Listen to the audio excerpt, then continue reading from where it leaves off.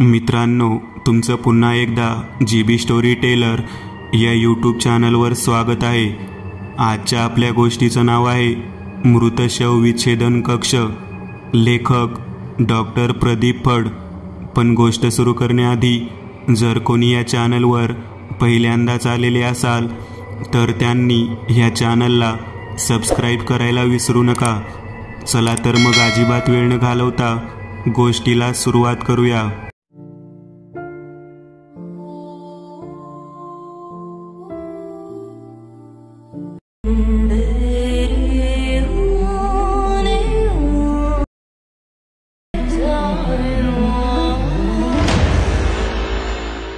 Shyam first इयरला medical कॉलेजमध्ये आला। गरिबीवर मात करून आई वडिलांच्या कष्टाचे चीज करून तो इथवर आला होता। शेतात काम करून रोजमजुरी करून हॉटेलमध्ये प्लेट धुण्यापासून फरशी पुसण्यापर्यंत काम करून तो आज जिल्ह्याच्या टॉप मेडिकल कॉलेजमध्ये आला होता। बापाने त्याला आज पहिला दिवस होता म्हणून नवीन 300 रुपयाचा शर्ट घेऊन दिला होता। मायने फाटलेल्या पॅन्टला बरोबर शिवून दिले होते। श्यामच्या थैलीत तिने आवर्जून 4 बिस्किटचे पुडे टाकले होते। माया पोरगा डॉक्टर होणार, लय मोठा साहेब होणार, हे मायबापाचे शब्द राहून राहून श्यामच्या कानात घुमत होते। जसे जसे तो कॉलेजच्या फाटकाच्या आत प्रवेश करत होता तसे तसे त्याने मेहनत करून पाडलेल्या गुणांची आठवण होत होती। उपाशी राहून अभ्यास करून त्याने हे यश संपादन केले होते। श्यामच्या हातात वायरची थैली होती, त्यात त्याचे 2 ड्रेस आणि बाकी सामान होते। समोर शहरातले भले मोठे मेडिकल कॉलेज होते। गावखेड्यातला तो गरिबाचा मुलगा डोळे भरून त्या कॉलेजची ती भली मोठी इमारत बघत होता आणि डोळ्यात साठवत होता। तो हळूहळू चालत त्या भल्या मोठ्या इमारतीसमोर आला। तिथे मुलामुलींचा घोळका होता। सगळे एकमेकांशी गप्पा मारत होते। श्याम त्यांच्या मागे जाऊन एकटाच हातात थैली धरून उभा राहिला। थोड्याच वेळात एक कोट घातलेला रुबाबदार व्यक्ती तिथे आला। तो कॉलेजचा प्रोफेसर होता। जवळपास 100 मुले तिथे जमली होती। त्या व्यक्तीच्या हातात एक माईक होता। श्याम त्याच्याकडे बघत होता। अगदी पिक्चरमध्ये कसे कोट घालतात तसाच त्याच्या अंगावर कोट होता। वेलकम डिअर स्टुडंट, तुम्ही मेडिकल एंट्रन्स एक्झाम पास करून इथे आलात, त्याबद्दल तुमचे हार्दिक अभिनंदन। तुम्ही सर्वच इथे नवीन आहात त्याबद्दल शंकाच नाही। तरी तुम्ही गार्ड सोबत जाऊन गर्ल्स हॉस्टेलमध्ये जा आणि तुम्ही बॉईज हॉस्टेलमध्ये जाऊन आपल्या नावासमोरील रूम नंबरनुसार तुमच्या रूममध्ये जा आणि ठीक 11 वाजता लेक्चरसाठी कॉलेजला या। चला करा तयारी, बाकी इंट्रोडक्शन क्लासमध्ये, असे म्हणून तो आयटीत तो प्रोफेसर निघून गेला। मुली त्यांच्या हॉस्टेलमध्ये जाण्यासाठी गोंधळ करू लागल्या आणि मुलांचा ताफा त्यांच्या हॉस्टेलकडे निघाला। श्याम जागेवरच थांबला होता। तेवढ्यात गार्ड त्याला हसून म्हणाला, ओ हिरो, मुलींच्या हॉस्टेलमध्ये जायचं का? चल लवकर, वेळ कमी आहे। नाही ते, श्याम गोंधळून म्हणाला आणि धावत त्या मुलांच्या मागे गेला। हॉस्टेलची 3 मजली भव्य इमारत होती। श्याम त्या इमारतीकडे बघून आवाक झाला होता। खिशात माईने दिलेले 300 रुपये बरोबर तर आहे ना याची शाश्वती करून तो हॉस्टेलमध्ये गेला। श्यामने सर्वात शेवटी आपल्या नावासमोर असणारी रूम नंबर 12 बघितली आणि तो त्या रूमजवळ गेला। त्याने रूममध्ये प्रवेश केला। रूम खूप छान होती। आत एक गोरा गोमटा मुलगा उभा होता। त्याच्या हातात एक भली मोठी बॅग होती। त्याच्या अंगावर महागाचे कपडे आणि पायात बूट पाहून श्यामला कळून चुकले की हा मोठ्या घरचा मुलगा आहे। श्यामच्या पायात चप्पल होती। श्यामच्या हातात वायरची थैली होती। श्याम एखादा काम करणारा मुलगाच वाटत होता। ओ भैया, कपडे मेरे धोए हुए है, आज ही आए हैं हम यहाँ, तो मुलगा श्यामला म्हणाला। श्यामला थोडा वेळ काहीच समजले नाही, पण नंतर त्याला कळले तेव्हा खूप वाईट वाटले, कारण तो मुलगा श्यामला धोबी समजला होता। मित्रा, माझा पण या कॉलेजात नंबर लागलेला आहे, मला पण हीच रूम भेटलेली आहे, श्याम त्याला प्रेमाने म्हणाला। क्या? त्या मुलाने श्यामला निरखून पाहिले। श्याम आत आला त्याने रिकाम्या बेडवर आपली थैली ठेवली. यार माफ कर ना, मुझे लगा की तो मुलगा माफी मागणार. तेवढ्यात श्याम त्याला म्हणाला, राहू दे मित्रा, तुझी चूक नाही त्यात. माझाच अवतार तसा आहे. आज से हम दोनों पार्टनर है, आपण अच्छे दोस्त बन सकते हैं. तो मुलगा पुढे म्हणाला आणि श्यामला हात देत म्हणाला. श्यामने हात पुढे केला, पण पुन्हा त्याने हात मागे घेतला. क्या हुआ भाई, अभी भी गुस्सा हो क्या? तो मुलगा म्हणाला. नाही, मैत्री करू, पण एका अटीवर. श्याम म्हणाला, कोणसी? तो मुलगा म्हणाला, तुला मराठी बोलावं लागेल, कारण मला हिंदी बोलता येत नाही जास्त. श्याम खाली बघत म्हणाला आणि हात पुढे केला, पण यावेळी त्या मुलाने हात मागे केला. आता काय झालं? श्यामने त्याला विचारले. मेरी भी एक शर्त है. तो मुलगा म्हणाला. कोणती? श्याम म्हणाला, तुला हिंदी शिकावं लागेल. तो मुलगा हसून श्यामच्या हातात हात देऊन म्हणाला आणि श्यामला अक्षरशः मिठी मारली. श्यामलाही हसायला आले. श्यामला एक चांगला मित्र भेटला होता. तो मुलगा जरी श्रीमंत होता तरी तो मनाने खूप चांगला आणि मनमिळावू स्वभावाचा होता. त्याचे नाव वरुण होते. दोघांच्या बऱ्याच गप्पा रंगल्या आणि तयारी करून ते कॉलेजला गेले. श्यामचा पहिलाच दिवस खूप चांगला गेला. वरुणच्या बोलक्या स्वभावामुळे त्याची सर्वांशी ओळख झाली होती. त्याच्या कसे सर्वजण आकर्षित झाले होते. त्याने बऱ्याच मुलामुलीची ओळख श्यामसोबत सुद्धा करून दिली. पहिलाच दिवस आनंदात निघून गेला. कॉलेज सुटल्यावर हे दोघं आपल्या रूममध्ये परत आले. फ्रेश होऊन दोघे एकमेकांच्या बेडवर बसले. श्यामजवळ 2000 रुपयांचा मोबाईल होता. तो त्याने चार्जिंगला लावला. वरुणजवळ हातात न मावेल एवढा भला मोठा मोबाईल होता. त्याने श्यामला विचारले, श्याम, MBBSला आला तरी पण तुझ्याकडे हा साधा मोबाईल? वरुण कपाळावर आठ्या आणत म्हणाला, वरुण, मोठा मोबाईल घ्यायला आमच्यासारख्याला कसं जमणार बाबा? श्याम मान खाली टाकत म्हणाला. वरुणने इकडे तिकडे बघत विचार केला आणि आपल्या बॅगची चेन खरकन ओढली आणि त्यातून आणखी एक मोबाईल बाहेर काढला आणि श्यामजवळ जाऊन म्हणाला, हे घे, हा मोबाईल आजपासून तुझा. वरुण त्याला मोबाईल दाखवत म्हणाला, नको रे भावा, हा माझा साधाच मोबाईल चांगला आहे, तुला लागेल ना? श्याम त्या मोबाईलकडे बघत म्हणाला, अरे मी कालच नवीन मोबाईल घेतला, तसाही हा मोबाईल बॅगमध्येच पडून राहील ना. घे, तुझे सिम टाक, वाटलंच तर लगेच घेऊ नकोस, पण वापरायला तरी घे. आजकाल साधा मोबाईल कुणीच वापरत नाही. तसे आजकाल सगळीकडे ऑनलाईन झाले आहे. आपल्याला लेक्चर सुद्धा ऑनलाईनच करावे लागेल. वरुणने श्यामच्या हातात त्याचा जुना मोबाईल दिला. दोघे बराच वेळ गप्पा मारत होते. तेवढ्यात एक मुलगा धावत त्यांच्या रूममध्ये आला. मित्रांनो, चला लवकर, राऊंडसाठी बोलावले खाली, लवकर लवकर चला, जेवण करून घेऊ आणि नंतर राऊंडसाठी जायचे आहे सिनियरकडे. तो मुलगा एवढे सांगून दुसऱ्या रूममध्ये निघून गेला. वरुण, हे राऊंड काय असते रे? श्यामने विचारले. अरे सिनियर समोर असतात, ते आपली रॅगिंग घेत असतात, आपल्याला प्रश्न विचारतात, हसतात आणि वेळ आली तर मारतात सुद्धा. बहुत डेंजर होता है यार. चल जल्दी, पहिल्यांदा जेवून घेऊ आणि नंतर राऊंडला जाऊ. असे म्हणून वरुण श्यामला घेऊन मेसमध्ये जेवायला घेऊन आला. श्यामला मेसचे जेवण एवढे आवडले नव्हते. तसे जेवण छान होते, पण त्या जेवणाला त्याच्या माईच्या हातची चव नव्हती. मुलांसोबत जेवण आटोपून सिनियर जिथे आले होते तिथे तो आला. तिथे समोर सिनियर खुर्च्या टाकून बसले होते. ते एखाद्या बादशहासारखे बसले होते. सिनियर कसले, दुसऱ्या वर्षाला गेलेली मुलंच होती ती. चलो सावधान में खडे हो जाओ, त्यातला एक सिनियर ओरडला. सगळी पहिल्या वर्षाला आलेली ज्युनियर मुलं सावधानमध्ये उभे राहिले. सर्व मुलं घाबरलेली होती. त्यातला एक मुलगा आहे त्या स्थितीत आरामात उभा होता. त्याला सिनियरची कसलीच भीती वाटत नव्हती. ओए, तू समोर ये, त्यातला एक सिनियर त्या मुलाला ओरडून म्हणाला. हा बोल, तो मुलगा समोर येऊन म्हणाला. त्याचं नाव राज होतं. तो तसे म्हटला आणि दुसऱ्याच क्षणी एक सिनियर खुर्चीवरून उठला आणि त्याने राजच्या कानाखाली मारली. त्याचा आवाज एवढ्या जोरात झाला की सगळ्या ज्युनियरनी खाली बघितले. राज रडत रडत त्या सर्व सिनियरला म्हणाला, मी तुमची कंप्लेंट करतो उद्या. रॅगिंग घेता तुम्ही असे म्हणत राज रडत रडत आपल्या खोलीत निघून जाऊ लागला. जे करायचंय ते करून घे.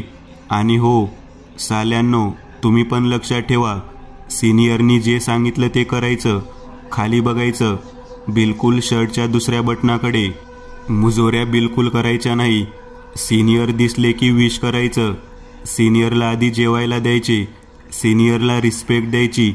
सिनियर जे म्हणेल ते करायचं. सगळे रूल फॉलो करायचे. ज्याला मान्य नाही त्याने आताच सांगा, त्याला बॉयकॉट करून टाकू. त्यातला एक सिनियर मोठ्याने बोलत होता. सर, बॉयकॉट म्हणजे? ज्युनियरचा प्रतिनिधी बोलला. तुला व्हायचं काय? सिनियरने हसून विचारले. सर, मी या बॅचचा CR आहे. या नात्याने विचारले. तो मुलगा खाली मान घालून म्हणाला, तोच मुलगा होता ज्याने श्यामला रूममधून बोलावले होते. बॉयकॉट म्हणजे त्याला एकटे पाडण्यात येईल ना, त्याला कोणत्या कार्यक्रमात भाग घेता येईल. त्याला कोणी साधे सुद्धा बोलणार नाही. जर कोणी बोलताना आढळलं तर त्याला पण फटके मिळेल. तो सिनियर म्हणाला, ओके सर, समजले आम्हाला. तो मुलगा वर बघून म्हणाला. ते सगळे नियम ऐकून सर्वच मुलांची दांदरली होती, कारण नियम भलतेच कठोर होते. पण सगळ्यांची हादरली ते पुढील दृश्य पाहून. CR समोर ये, त्यातला एक सिनियर म्हणाला. तो मुलगा पुढे जाताच त्या सिनियरने जोरात त्याच्या कानशिलात लगावली. ते पाहून सर्वच मुलं घाबरली. पण तो मुलगा धीट होता. तो रडला नाही. सांग आता, मी तुला का मारले? सिनियर हसून म्हणाला, सर, मी मानवर करून बोललो म्हणून. CR मुलगा मान खाली घालून म्हणाला, हुशार आहेस. चला सगळेजण समोर येऊन आपला इंट्रो द्या आणि आपापल्या रूममध्ये निघून जा. रात्री केव्हाही कोणत्या बॅचच्या सिनियरने बोलावलं तर राऊंडला हजर राहायचं. जवळपास सर्व ज्युनियर मुलांनी शिस्तीत आपली ओळख सांगितली आणि सिनियरची परवानगी घेऊन सर्व आपापल्या रूममध्ये निघून गेले.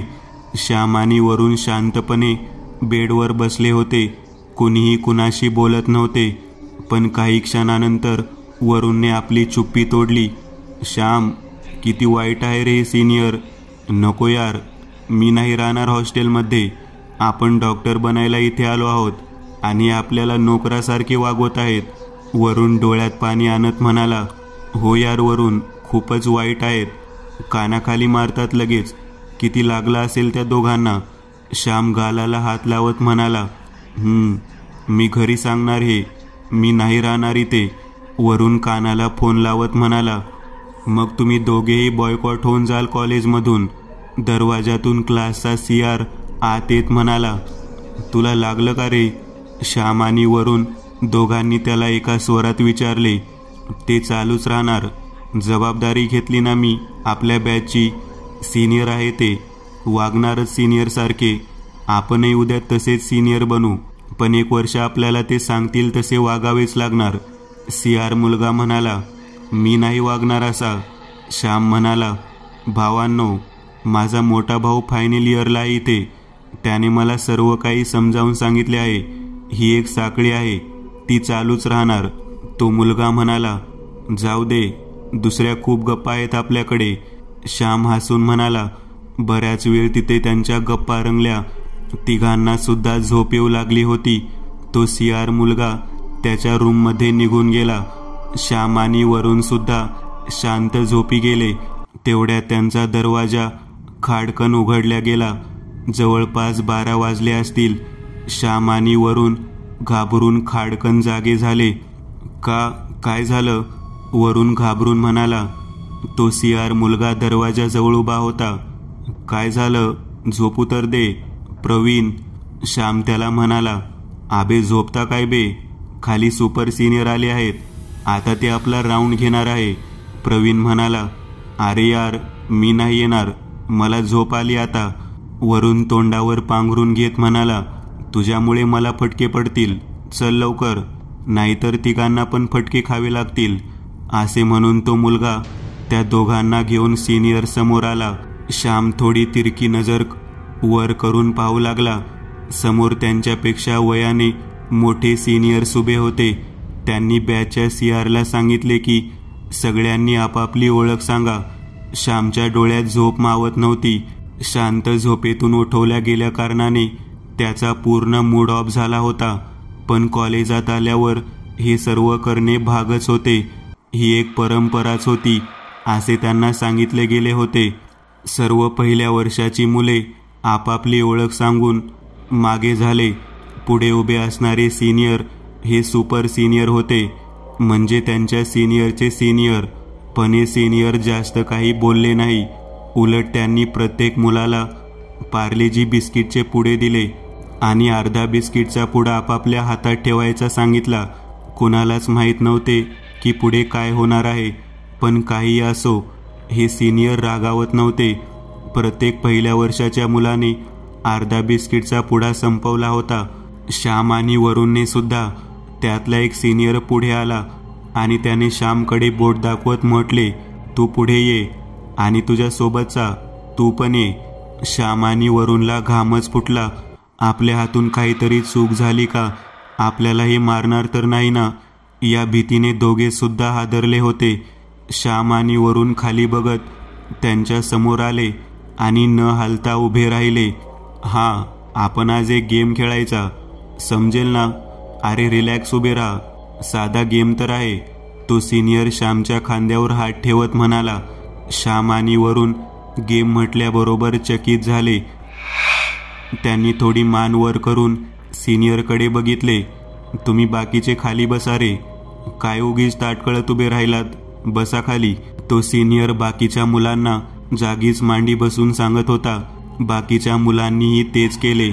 श्याम आणि वरुण हे नेमके काय गेम खेळणार हे बघत होते. हां, तर तुझे नाव श्याम ना आणि तुझे वरुण? तो सिनियर म्हणाला. हो सर. श्याम आणि वरुण दोघेही एका स्वरात म्हणाले. बरं ठीक आहे, तुम्ही दोघांनी तुमच्या हातातील 3-3 बिस्किट घ्या, बाकीचे माझ्या जवळ द्या. तो सिनियर हात पुढे करत म्हणाला. श्याम आणि वरुणने तसेच केले. ठीक आहे, आता कॉलेजमध्ये 3ऱ्या मजल्यावर रूम नंबर 17मध्ये जा आणि तिथे 6 पेशंट झोपलेले आहेत. त्यांच्या तोंडात 1-1 बिस्किट ठेवा. वरुण, पहिल्या 3 तू ठेवशील आणि श्याम तू नंतरच्या 3. तो सिनियर म्हणाला. तसे बाकी सिनियर तोंडाला हात लावून हसू लागले, कारण त्यांना सुद्धा हा खेळ खूपच आवडला होता. सर, ते इतक्या रात्री बिस्किट कसे खातील आणि त्यांचे नातेवाईक असे करू देतील का आम्हाला? श्यामने न राहून विचारले. अरे त्यांच्यासोबत नातेवाईक नाहीत, तू त्यांची चिंता करू नको. ते 6ही पेशंट जिवंत नाहीत. त्या सिनियरने हसून म्हटले. काय? श्याम आणि वरुण दोघेही घाबरून म्हणाले. मेलेल्या माणसांच्या तोंडात बिस्किट ठेवायचे म्हणजे? आणि इतक्या रात्री? दोघांची सुद्धा भीतीने गाळण झाली होती. पण सिनियरने सांगितलं होतं म्हटल्यावर जावेच लागणार होते. जर तुम्ही दोघे गेले नाहीत तर याद राखा, यापेक्षा भयंकर गेम तुम्हाला खेळायला लावेल. तो सिनियर चिडून म्हणाला. वरुणची तर बिलकुल इच्छा नव्हती. तो तर अक्षरशः रडायला लागला होता. पण श्यामने त्याचा हात पकडत त्याला धीर दिला. चल वरुण, घाबरू नको, मी तुझ्या सोबत आहे. श्याम वरुणला म्हणाला. Let's go boys. तो सिनियर हसत म्हणाला. श्याम आणि वरुण रात्री 12:30 वाजता कॉलेजच्या इमारतीमध्ये शिरले. त्यांनी हळूच गार्डची नजर चुकवत दरवाजा बंद केला आणि ते दोघेही जिना चढू लागले. गार्डला ते दिसले, पण त्याला सिनियर्सनी सांगितले होते म्हणून तो काहीच बोलला नाही. श्याम, मला खूप भीती वाटत आहे. मरे हुए के मुंह में बिस्किट रखना, ये कौन सा खेल हुआ? वरुण श्यामला हळूच म्हणाला. तू काळजी करू नको, मी तुझ्या सोबत आहे. खरे तर श्यामला सुद्धा त्याची भीती वाटत होती, पण काय करणार? श्याम, तू ये ना ठेवून, मी दरवाजाजवळ थांबेल. वरुण श्यामला म्हणाला. अरे तू त्याची काळजी नको करू, हां, चुपचाप माझ्या सोबत चल. असे म्हणून श्याम त्याला जिन्यातून वर घेऊन जाऊ लागला. इमारतीच्या आतील सर्व लाईट बंद झाले होते, पण बाहेरील लाईटचा थोडाफार उजेड असल्या कारणाने त्यांना थोडेफार दिसत होते. तिसऱ्या मजल्यावर भीषण अशी शांतता होती. वरुणने मोबाईलचा टॉर्च लावला आणि ते रूम नंबर 17 शोधू लागले. तिसऱ्या मजल्यावर त्या अंधाऱ्या रात्री ते दोघेच होते. त्या दोघांना ती भीषण अशी शांतता बोचत होती. केव्हाही काहीही होऊ शकत होते. एकतर मेलेली माणसं आणि अर्ध्या रात्री त्या खोलीत जायचे म्हटल्यावर अखेर सर्वात कोपऱ्यात वरुणला रूम नंबर 17 दिसली. ती खोली एकदमच कोपऱ्यात होती. दरवाजाच्या वरील पाटीवर लिहिलेले होते डिसेक्शन रूम, शवविच्छेदन कक्ष. त्या नावातच भीती होती. वरुणला ते नाव वाचूनच घाम फुटला होता. हे अजीबच आहे यार. त्याच्या तोंडून शब्द बाहेर पडले. त्या खोलीच्या दरवाजाला लॉक केलेलं नव्हतं, फक्त कडी घातलेली होती. श्याम ती कडी उघडू लागला तेव्हा भयानक असा कचकच आवाज होत होता. तो आवाज ऐकून वरुणची फक्त पॅन्ट ओली व्हायची बाकी होती. श्यामने दरवाजा उघडला. वरुणने टॉर्च इकडे तिकडे दाबली. बोर्डवरील बटन दाबून बघितले, पण लाईट काही चालू झाले नाही. आज 6 बेड होते. ते एका लाईनमध्ये होते. तिथे एकदम कोंदट, नाकाला असह्य होणारा असा वास येत होता. तो फॉर्मेलिनचा उग्र असा वास होता. त्या 6 बेडवर 6 बॉड्या होत्या. श्याम थोड्या धीटपणाने पहिल्या बॉडीच्या तोंडावरील पांढरा कपडा बाजूला करू लागला. त्या बॉडीचे तोंड सताड उघडे होते. त्या बॉडीला बरेच दिवस झाले होते. चेहऱ्यावर असणारी चामडी हाताला चिटकली होती. वरुणचे हातपाय थरथर कापत होते. त्याने आपल्या हातात मोबाईल बरोबर पकडून एक बिस्किट त्या बॉडीच्या तोंडात ठेवले. मग पुन्हा श्यामने दुसऱ्या बॉडीचे तोंड उघडे केले. वरुणने त्याच्याही तोंडात बिस्किट ठेवले. मग तिसरी बॉडी आणि मग चौथी, अशा त्या 4 बॉडीच्या तोंडात बिस्किट ठेवून झाले होते. आता श्याम 5व्या बॉडीच्या तोंडावरची चादर ओढणार. तोच वरुण त्याला म्हणाला, श्याम लवकर कर यार, हे केव्हा उठून बसतील सांगता येणार नाही. वरुण घाबरत म्हणाला, तू बस बिस्किट ठेव. श्याम त्याला दाटवत म्हणाला. श्यामने त्या 5व्या बॉडीच्या तोंडावरची चादर हटवली. वरुणने त्याच्या तोंडावर टॉर्च दाबली. त्या बॉडीच्या तोंडाकडे त्याचे लक्ष गेले. त्या दोघांनाही धक्काच बसला, कारण त्या बॉडीचे डोळे सताड उघडे होते. जीभ एका साईडने बाहेर आली होती आणि विशेष म्हणजे त्या बॉडीला जास्त दिवस झाले नसावे असे त्या दोघांना वाटले. वरुणने त्या 5व्या बॉडीच्या तोंडात बिस्किट ठेवले. तसा गुरगुर आवाज झाला. ते 5वे मृत शरीर विचित्र हसत उठून बसले. श्याम आणि वरुण दोघेही मागे झाले. ते भयानक दृश्य पाहून वरुणची तर पॅन्टच ओली झाली होती. भूत भूत असे म्हणत दोघेही खाली पडले. वरुण तर मोबाईल तिथेच टाकून सरपटत उठण्याचा प्रयत्न करू लागला. त्याच्या मागून श्याम सुद्धा निघाला. ते दोघेही जण प्रचंड घाबरले होते. कसेबसे दोघे दरवाजाजवळ पोहोचले आणि मोठ्याने ओरडत जिन्यामधून खाली आले आणि हॉस्टेलच्या दिशेने धावू लागले. इकडे त्या खोलीत मोबाईलची टॉर्च लागलेली होती. ती 5वी काही बॉडी वगैरे नव्हती. एक सिनियर त्या 5व्या बेडवर जाऊन झोपला होता. तो दिसायला थोडा भयानक होता. त्यांनी त्या दोघांसोबत चांगलाच खेळ खेळला होता. तो सिनियर मोठ्याने हसू लागला. त्याने अंगावरची चादर बाजूला फेकली आणि वरुणचा पडलेला मोबाईल हातात घेऊन तो त्या 4ही मृत शरीराच्या तोंडावरील बिस्किट उचलू लागला. त्याने 3 शवाच्या तोंडावरील बिस्किट काढले, पण सर्वात पहिल्या बॉडीच्या तोंडावरील बिस्किट काढत असताना मोठ्याने हसण्याचा आवाज त्याच्या कानावर आला. त्याने त्या पहिल्या बॉडीच्या तोंडातील बिस्किट काढण्यासाठी हात घातला, तर त्या पहिल्या मृत शरीराने ते बिस्किट खाऊन टाकले आणि त्या मुलाच्या बोटाला आपल्या दाताने घट्ट पकडले. तो मुलगा जोरात ओरडला. त्याला काय करावे काहीच सुचत नव्हते. पण त्या पहिल्या मृत शरीराने त्याच्या हाताचे दोन्ही बोटं आपल्या तोंडात पकडली होती. त्यातून तो मुलगा सावरला नाही. मोठ्याने ओरडून ओरडून त्याचा घसा सुकून गेला. त्याचे डोळे पांढरे पडले, तोंडाला फेस आला आणि तो जागेवरच कोसळला. इकडे श्याम आणि वरुण धावत सिनियरजवळ पोहोचले होते. सर्वजण त्यांना हसत होते, त्यांची मजा घेत होते. पण त्यांचे हे हसणे काहीच क्षण टिकले, कारण कॉलेजच्या 3ऱ्या मजल्यावरून जोरात ओरडण्याची किंचाळी त्यांच्या कानावर पडली. कारण तो आवाज त्यांच्यामधीलच एका सिनियरचा होता. सिनियरनी खेळलेला गेम त्यांच्यावरच उलटला होता. सर्व सिनियर धावत तिकडे निघाले. ज्युनियर श्याम आणि वरुणला पाणी पाजत होते. रॅगिंग हा कायद्याने गुन्हा आहे. मेडिकल कॉलेजमध्ये असे गुन्हे बऱ्याच वेळा घडत असतात. अशा खेळात काही वेळा मुले डिप्रेशनची सुद्धा शिकार होतात. त्यामुळे याला आळा घालता आला पाहिजे. दुसरा अनुभव. नमस्ते, मी सुप्रिया. ही कथा माझ्या चुलत भावाने मला सांगितली होती. त्याचा एक मित्र होता, अविनाश, कोकणातील रहिवासी, पण कामानिमित्त पुणे येथील कंपनीत सॉफ्टवेअर इंजिनियर म्हणून कार्यरत होता. भैया नेहमी म्हणायचे. अविनाश खूप शांत स्वभावाचे होते, पण त्याच्या आते बहिणीच्या लग्नाला जाऊन आल्यानंतर काहीतरी विचित्रच वागू लागला. आयुष्यात कधी दारूला हात न लावणारा, कधी अंडी मटण चिकन न खाणारा, अचानकच चिकन अंडी मटण खाऊ लागला. शुद्ध शाकाहारी असलेला अविनाश अचानकच मांसाहारी झाला.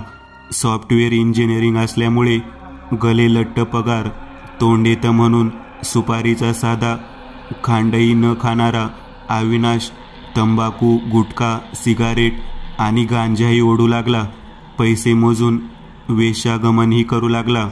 घरचे मित्रमंडळी, कंपनीतले जे त्याला ओळखत होते, सर्वांनी बड्या बड्या डॉक्टरांना त्यांना दाखवले, पण अविनाश काही त्या फेऱ्यातून बाहेर पडत नव्हता. हळूहळू सगळ्यांनी हात टेकल्या. तो बदनाम झाला, दिवाळ झाला. खिशात पैसे नसले तरी कुठेही कुणालाही उसने पासने करून मागू लागला.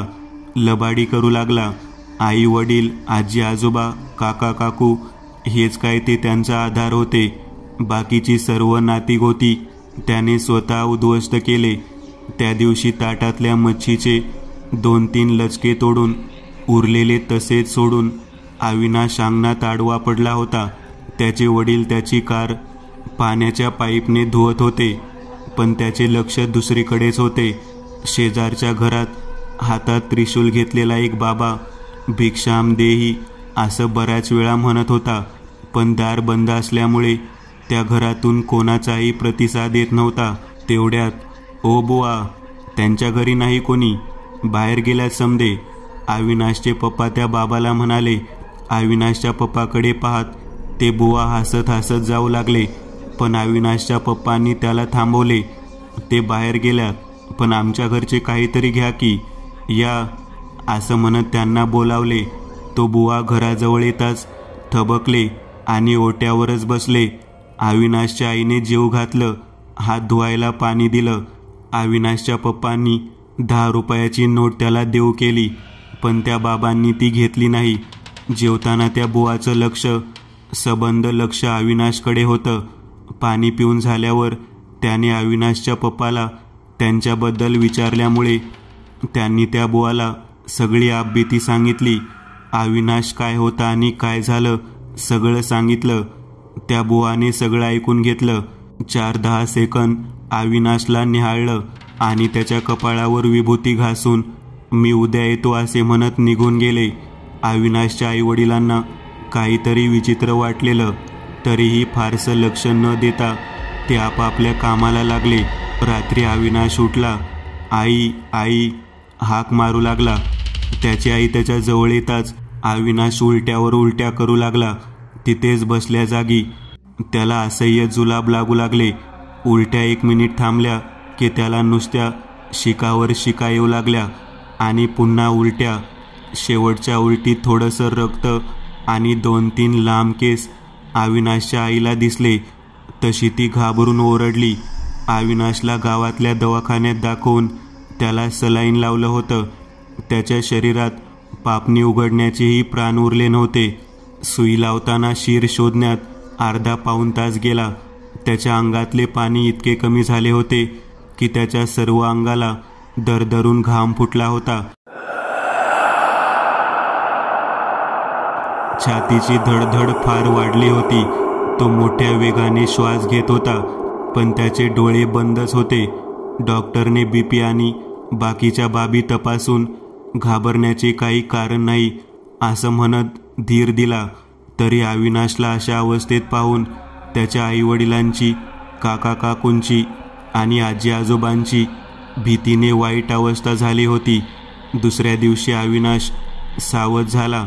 त्याने डोळे उघडले, पण तो 2-4 शब्द बोलू लागला की त्याच्या घरच्या पोटात भीतीने गोळा उठला. कारण आता तो शुद्धीवर आलाय.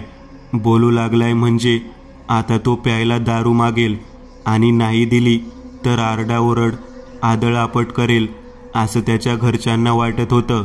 आधीच्या दोन्ही हॉस्पिटलमध्ये त्याने दारूसाठी अख्खं हॉस्पिटल डोक्यावर उचलून घेतलं होतं. त्यामुळे त्याला तिथेच काटेला बांधून ठेवावं लागत होतं. पण 2 दिवस गेले तरी अविनाशच्या तोंडातून दारूचा दही निघाला नव्हता की मटण, मच्छी आणि चिकन देखील निघाले नव्हते. तो खायला काहीतरी मागत होता, पाणी मागत होता. तोंडाला चव नसल्यामुळे लोणचं, आवळा मागत होता. आठवडाभरात त्याची तब्येत थोडी ठीकठाक वाटू लागली. रक्त तपासणीत त्याच्या पेशी वाढल्या होत्या. हिमोग्लोबिनचे जे त्याच्या अंगातलं जवळजवळ संपत आलं होतं ते आता बऱ्यापैकी वाढलं होतं. आता तो स्वतः चालू लागला होता. नॉर्मल माणसासारखा राहू बोलू लागला होता. आणि 15व्या दिवशी डॉक्टरांनी त्याला घरी सोडलं. अविनाशच्या आईने डॉक्टरांचे आभार मानले. अविनाशमध्ये झालेला बदल पाहून घरचे सगळे आणि आजूबाजूचे खूप आनंदी झाले होते. पण ती भोवती पदर दरवातीशी त्याची काळजी सगळे घेत होते. घरच्या सगळ्यांनी गावच्या सगळ्या देवळात नारळ फोडला, गोडधोड प्रसाद दाखवला, पेढे वाटले. तसं वर्ष सरलं. अविनाशला पूर्वीच्याच कंपनीत रुजू होऊन 6 महिने झाले होते. पण त्याला जुनं फारसं काही आठवत नव्हतं. तरीही दिवस रात्र मात्र छान जात होते. पण अविनाशच्या आईला वेगळी चिंता खात होती. त्या दिवशी भिक्षा मागायला आलेल्या बुवांची तिला आतून सारखी आठवण येत होती. आपला अविनाश वाचला तो फक्त त्या बुवामुळे. पण तो दुसऱ्या दिवशी येतो म्हणाला आणि कधी आलाच नाही. देव भलं करो त्या बुवाचं असं म्हणत ती अनोळखी बुवासाठी देवापुढे हात जोडायची.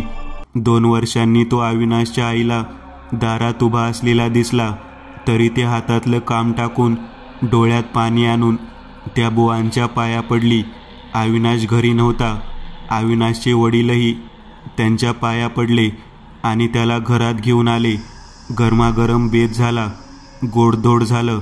बुवांची झोळीही भरली आणि मागे झाल्याप्रमाणे यावेळी त्यांनी दक्षिणा घेण्यास नकार दिला. सगळे म्हणतात त्या डॉक्टरमुळे आमचं पोरगं वाचलं. पण मला माहिती आहे की आमचं पोरगं फक्त तुमच्यामुळे वाचलं असं म्हणून अविनाशची आई पुन्हा रडू लागली. एका बद्धफेली लफंगे माणसाचं प्रेत तुमच्या मुलाच्या अंगात होतं. ते प्रेत जिवंत असताना आयाशी होतं. दारू, जुगार आणि वेश्या एवढंच त्याचं आयुष्य होतं. आणि त्यातच तो कुठेतरी त्याच्या कडेला माळरानाजवळ मरून पडला. त्याचं प्रेत कुत्र्या कावळ्यांनी खाऊन टाकलं. पण त्याला आयाशी आयुष्याची इतकी चटक लागली होती की मेल्यावरही तो इथून सुटला नाही. तुमच्या मुलांनी एक मोठी चूक केली. त्या रस्त्यावर कोणीतरी ह्याचाच उतारा जाऊन टाकला होता.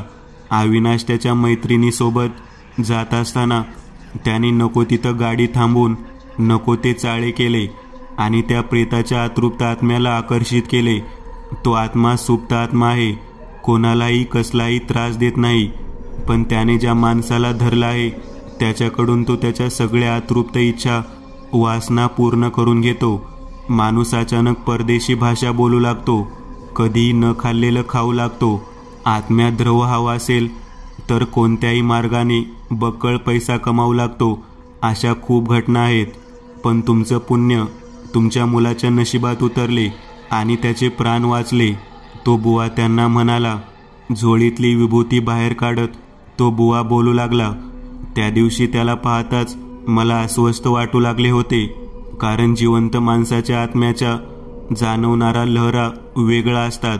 आणि मृत आत्मा ज्याच्या शरीरात असते त्या शरीराची विल्हेवाट लागलेली असते, त्याच्या लहरा वेगळ्या असतात.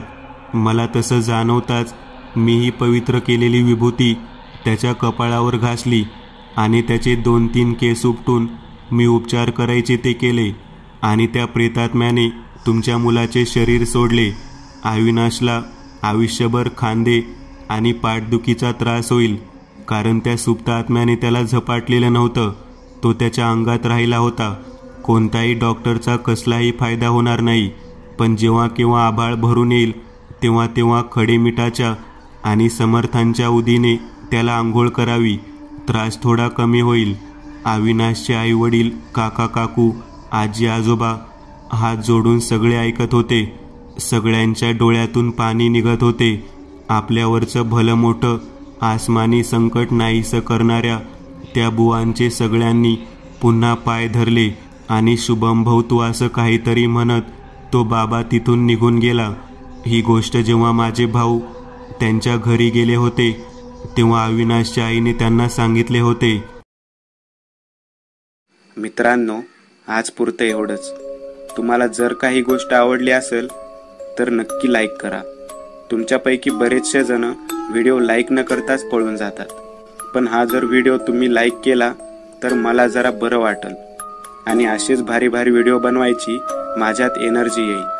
त्यामुळे नक्की लाईक करा आणि अजूनही कोणी या चॅनलला सबस्क्राईब केलेलं नसाल तर लगेच सबस्क्राईब करून टाका आणि बाजूची घंटी ती मात्र दाबायला विसरू नका. देवाची घंटी आहे ती. चला तर मग पुन्हा भेटूया अशीच एक आगळी वेगळी गोष्ट घेऊन पुढच्या